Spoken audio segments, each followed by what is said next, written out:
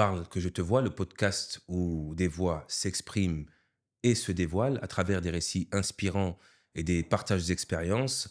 Nous explorons des thématiques riches autour du développement personnel et du bien-être.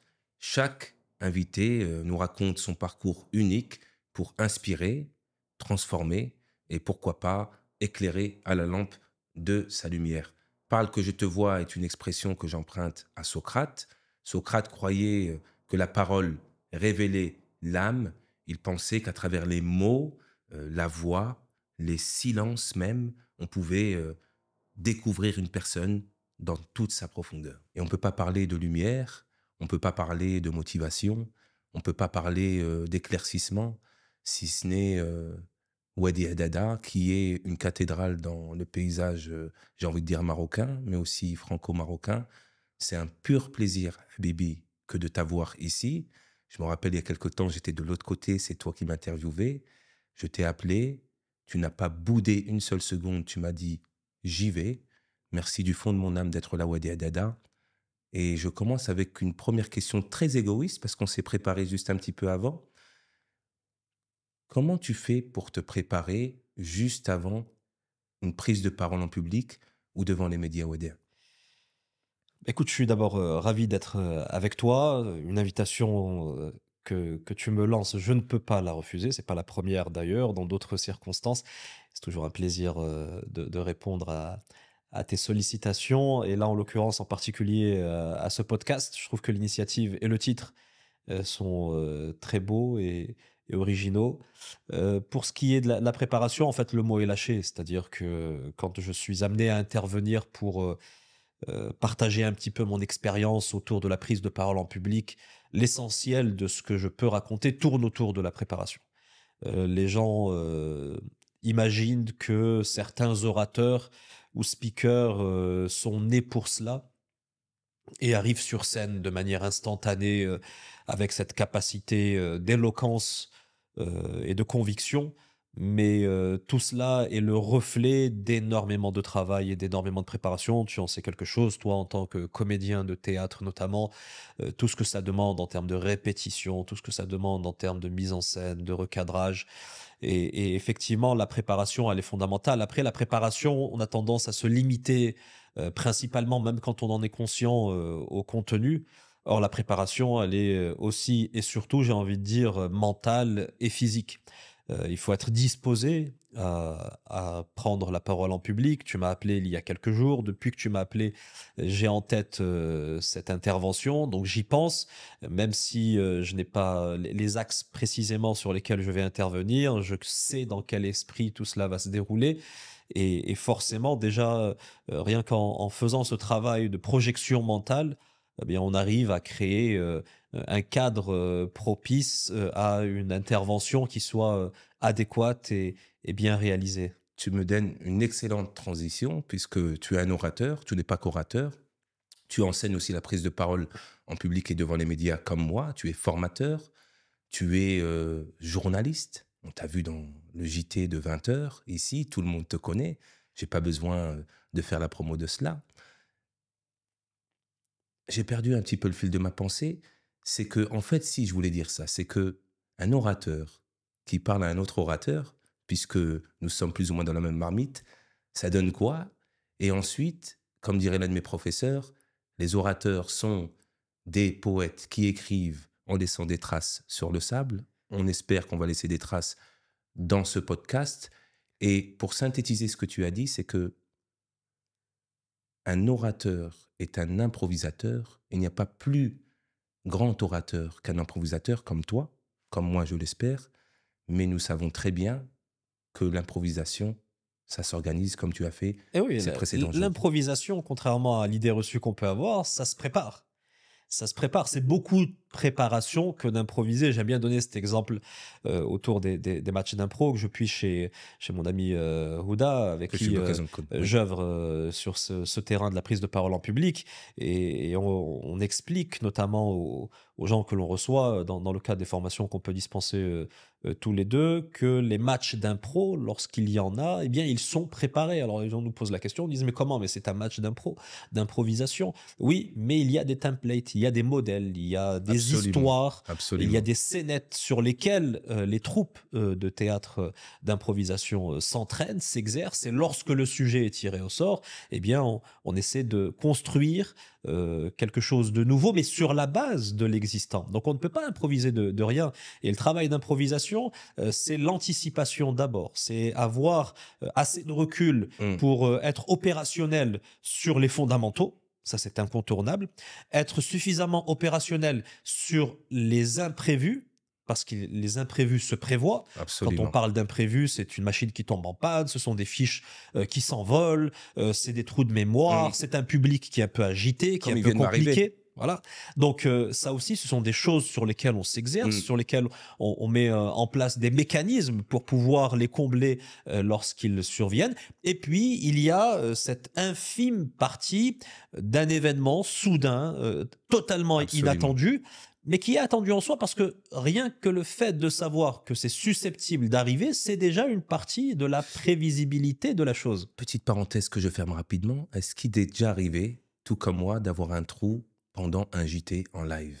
Ah moi, il m'est arrivé, je l'avais raconté il y a quelque temps, il m'est arrivé pire que ça. Il m'est arrivé de descendre au plateau. À l'époque, on présentait sur le studio 100, j'étais présentateur uniquement, et j'avais commis l'immense erreur, même faute, il faut le dire, de ne pas avoir fait de sauvegarde de mes Oui. textes. Et j'ai tout perdu à un quart d'heure de l'antenne. Waouh. Enfin, j'ai tout perdu dans le sens où l'ordinateur s'est bloqué. Et je suis descendu sur le plateau. Comment tu te sens à ce moment-là? Bah là, tu sais, il y a quelque chose d'extraordinaire. C'est-à-dire que, grosso modo, ça s'est découpé en trois tranches. Euh, à l'époque, le JT était à 20h15. Ce qui survient arrive à 19h59. Donc, sur les 5-6 premières minutes, je me dis, l'équipe informatique va sauver tout ça. Mon rédacteur en chef va faire le nécessaire. Ça va, je reste calme. Ça fait à l'époque, quand ça m'est arrivé, c'était en 2013. Donc, je présentais le JT depuis déjà un septennat. Donc, j'avais quand même un Mmh. peu de bouteille. Et donc, les 6 premières minutes passent, il y a toujours rien. Et là, on se dit, oula, ça risque d'être chaud. Je me dis, bon, sur les 5 minutes qui suivent, euh, qu'il va falloir gérer peut-être le début et qu'ensuite, ça va s'arranger le temps que les fiches et que le prompteur arrive. Parce que je n'avais absolument rien. C'est-à-dire, je descends au Walou. plateau sans une note. J'avais juste ce qu'on appelle le conducteur. Donc, c'est un tableau sur lequel il y a les sujets qui devaient passer résumés de manière très succincte avec la durée des sujets et les auteurs des reportages. Sur les deuxièmes 5 minutes, donc, je me dis, bon, il va falloir quand même improviser sur la base de ce que, heureusement, j'avais écrit moi-même, que j'avais Mmh. préparé tout au long de l'après-midi. Et lorsqu'on est rentré dans le money time, comme on dit au basket, Ouais. c'est-à-dire les 5 dernières minutes avant le direct, donc autour de 20h10, 20h11, là, ça commençait à sentir le roussi, Comme ça devenait disent très chaud. les Anglais, j'aime bien cette expression, ils disent This is how the cookie crumbles. C'est comme ça que le Exactement, cookie c'est se là où fait. ça commence à, voilà, ça commence à craqueler. Ex- Et là, en l'occurrence, j'oublierai jamais cette phrase. Je le racontais d'ailleurs dans le bouquin Dans l'œil du lion. Cette phrase de ma réalisatrice de l'époque. Excellent bouquin, by the way, Merci que beaucoup, je c'est gentil. préconise Oh, c'est gentil. fortement. Il y a la suite qui va arriver là, parce qu'il s'est passé beaucoup de choses On va entre-temps. en parler. Euh, qui me dit, Wadia, qu'est-ce qu'on fait? Et je lui dis, écoute, Amina, on n'a pas le choix. Il y Parce a- que de toute façon, la régie finale allait nous passer l'antenne et il fallait y aller. Et tu sais, ça fait 12 ans que ça s'est produit maintenant. Et quand je te le raconte, j'ai toujours les mêmes Ah frissons. oui, oui, oui. C'est Et la Madeleine de là, Proust. ouais, la Madeleine de Proust, mais bien amère, tu Oui, vois. Parce oui, que oui. la vérité, je ne le souhaite à personne, Ah même oui, pas à oui, mes oui. pires ennemis, parce que c'est quelque chose, c'est une situation absolument catastrophique. Ma carrière aurait pu s'arrêter ce jour-là. Et qu'est-ce Littéralement. et qu'est-ce qui a fait que ça a continué comme Écoute, il y a d'abord, puisqu'on en parlait, la préparation. La grande chance que j'ai eue, c'est que j'avais quand même un peu d'expérience. 7 ans d'antenne, c'est pas rien. Sur le absolument. JT exclusivement, donc j'avais des mécanismes. Ça, c'est la première des choses. La deuxième des choses qui m'a sauvé, c'est que comme j'écris moi-même mes textes, donc mes lancements, mes plateaux, Et oui. ce qui n'est pas toujours le cas des présentatrices et présentateurs, je les avais encore en tête, Mmh. en mémoire. Mais c'est pas suffisant, parce que sous l'effet du direct, tu en sais quelque Ben chose. oui, la Il y a pression est une à son pression qui est paroxysme. colossale, quoi. Donc les trous de mémoire sont, Waouh, waouh. sont monnaie courante. Mmh. Mais les deux autres choses qui m'ont sauvé, c'est un, Ardad el Walidin, ça c'est sûr et Ah, d'accord. certain. Alors là, Je t'en prie, je sais arrêtons-nous, que tu es sensible à arrêtons-nous cette 2 secondes. question-là. Ardat al-walidin, ardat al-walidin. Tes parents sont toujours là? J'ai perdu mon papa il y a pas mal de temps, en En 2008. 2008? Ouais, ouais, en 2008, ça commence à Allah faire yarhamou 17 ans. salih. Allah yarhamou salih. Moi aussi, il y a 3 ans. Allah yarhamhum jami'an. Il te manque? Et ouais, bah, forcément, forcément, mais il me manque en même temps, je parle de lui en permanence. Il y a je crois sans mentir qu'il n'y a pas une journée où je ne le cite pas. La maman, Allah yطول في عمرها, Allah est yatawalla toujours mara. là et c'est elle le pilier de tout, quoi, tu vois? Mmh. Le pilier de la vie et c'est drôle parce que justement quand, ce qui est survenu, heu, est arrivé, où je descends sur le plateau sans mes fiches, la première personne que j'appelle après le journal, C'est le walida. c'est elle, pour avoir son retour. Donc je disais Wardat al-Walidine et puis le 4e point qui m'a permis de m'en sortir, c'est le baraka. Al-baraka d'Allah Le subhanahu wa baraka ta'ala. d'Allah Sans subhanahu le wa baraka ta'ala. d'Allah Le subhanahu bon wa rien. Dieu, était avec moi ce jour-là et pas que ce jour-là Je et tiens à les choses se sont dire bien passées. que dans les moments de solitude comme ça, si tu n'as pas Allah subhanahu wa ta'ala avec toi, qui tu Ah, vas tu es avoir? fini. Tu es seul. Tu es fini Seul et comme en un fait, corbeau. tu sais, j'ai un autre épisode que je peux te raconter peut-être où il y a ce sentiment de se dire, tu vois, comme si tu étais au-dessus du vide. Je l'ai senti dans ma carrière de présentateur A2M. Combien de temps t'as présenté chez 2M? J'ai passé presque 19 ans à la chaîne, 19. dont à peu près 17 ans de présentation de JT. Le reste, ça a été des émissions. Tabarakallah alik. Ouais, ouais, ouais. Et ça a été une belle histoire. Mhm. Et comme toutes les belles histoires, il y a un début, il y a une fin. Et donc Alors là, en attends, l'occurrence, du coup, je vais, je vais m'arrêter là-dessus parce que on s'était pas vu depuis un petit moment. ouais, Tu es un ami, une personne que je suis, que j'apprécie. réciproquement. Voilà. Et à un moment donné, je vois ce qu'on appelle un malheur privé, une mauvaise nouvelle, quelque chose qui devient public sur la toile. Je vois que on ferme le rideau sur une histoire extraordinaire, sur un sérieux. Je t'ai vu, tu m'as interviewé. Dieu sait que j'ai été interviewé en France et en Angleterre et que je me suis dit, mais il est en deçà, au-delà de tout ce que j'ai pu avoir, le professionnalisme, la rigueur, la concentration que j'ai Si. vu, mais innommable, sans t'envoyer de fleurs. Et là, je vois que ce sérieux-là, cette détermination, cette gentillesse, je vois que c'est balayé d'un revers de main comme ça. Et j'aimerais bien, je sais que tu n'en as pas parlé jusqu'à maintenant, j'aimerais bien que tu t'exprimes un peu là-dessus. Alors, j'en ai pas parlé et honnêtement, je pense que ça va être la première et la seule fois que j'en parle. Merci de me faire cet honneur, Et je, Walid. et je peux en parler parce que, Dieu merci, l'histoire s'est refermée gentiment, comme disait mon père, puisque preuve que je le cite quotidiennement, Allah yarhamou salih, Allah yarham jami' al-muslimin. Amin. Il fallait partir sans bruit et sans secousse. Euh, Sans bruit. Sans bruit et sans Mhm. secousse. Et c'est ce que j'ai fait à la grande surprise de beaucoup de personnes. Le pourquoi du comment, honnêtement, il y a beaucoup de choses qui ont été écrites, il y a beaucoup de choses qui ont été dites. Certaines sont vraies, d'autres vraisemblables, d'autres en partie fausses, d'autres totalement fausses. Tout ça est loin derrière, honnêtement. Tu vois, c'est ce que je retiens de tout ce qui s'est passé, c'est l'immense responsabilité que j'ai encore aujourd'hui, malgré le fait que je ne présente plus le JT à 2M, l'immense responsabilité que j'ai vis-à-vis du public. Oui. Et je peux me permettre de dire de mon public, au même titre que euh, euh, les gens, nos concitoyens, ses familles, ses pères, ses enfants, euh, s'approprient d'une certaine manière une Oui, partie de ce que je suis oui, bien parce sûr. que tu rentres dans leur quotidien.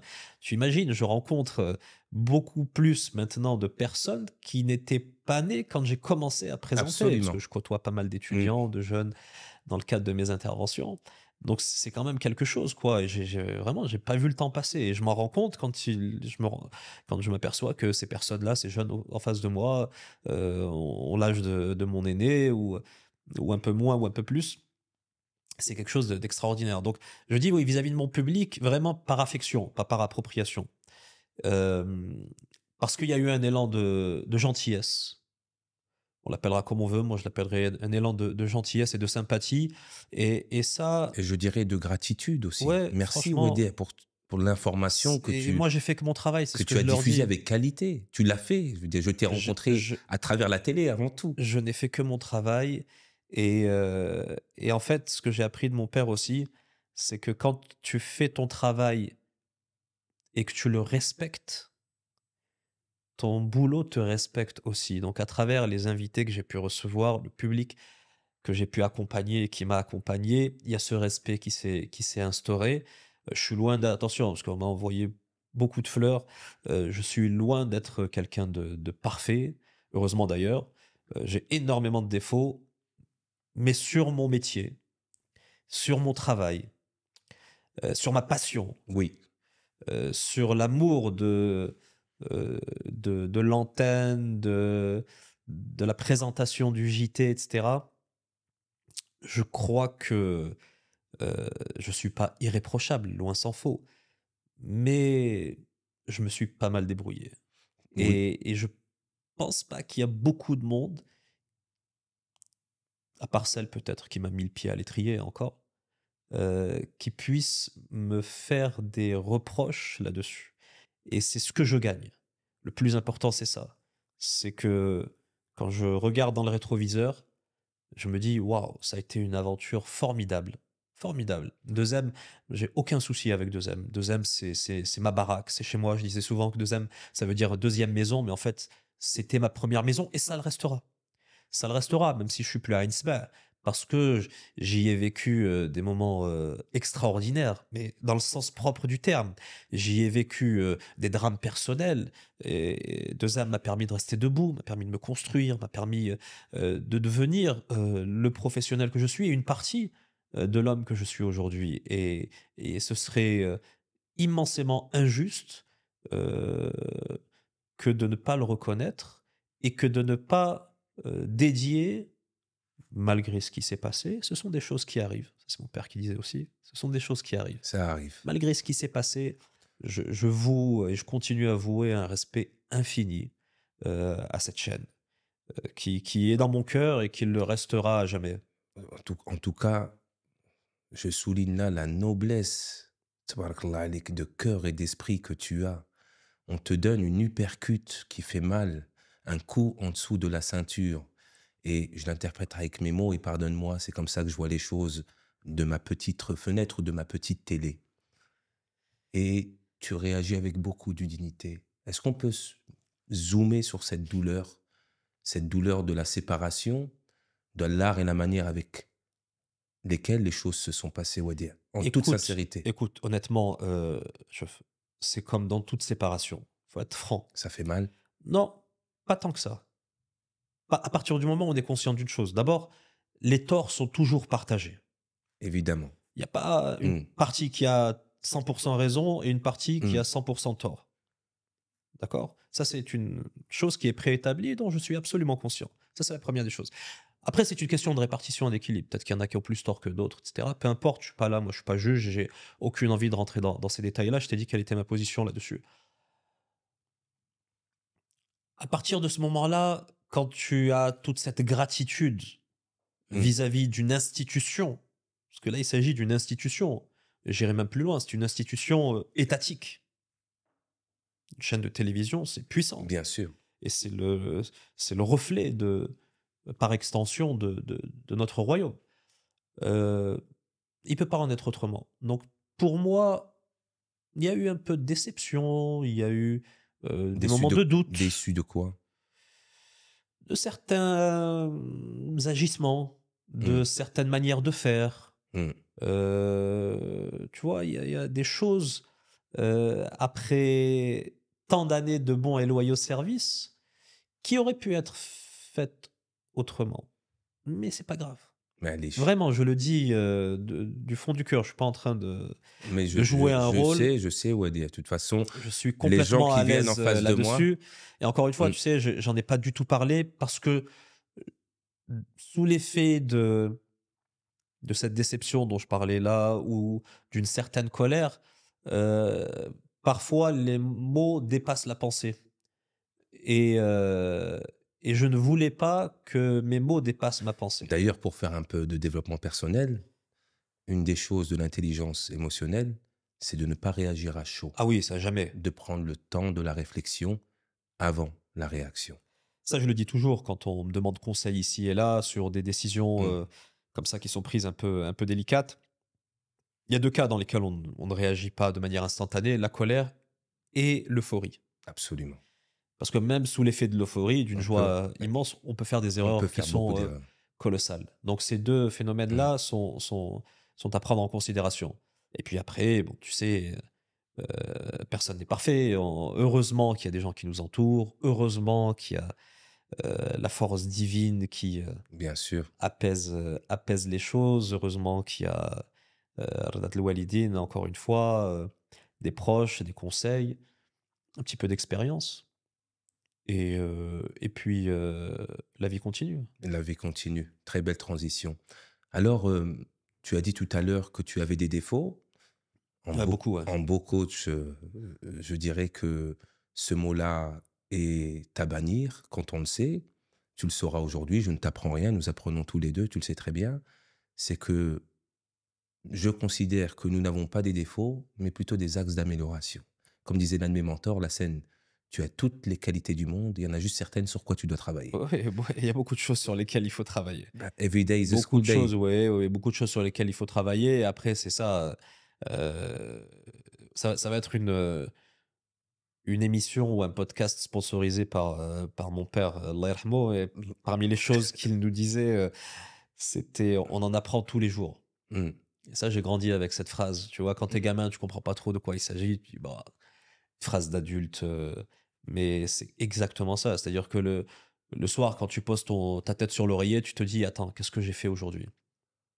Qu'est-ce que j'ai fait comme bonne action? Qu'est-ce que j'ai fait comme action, peut-être un un peu de travers, mmh. sans, forcément de Faire mauvaises l'examen de sa intentions?» journée. Voilà, tu fais le bilan. Qu'est-ce que j'ai Mmh, est-ce que j'ai appris des choses?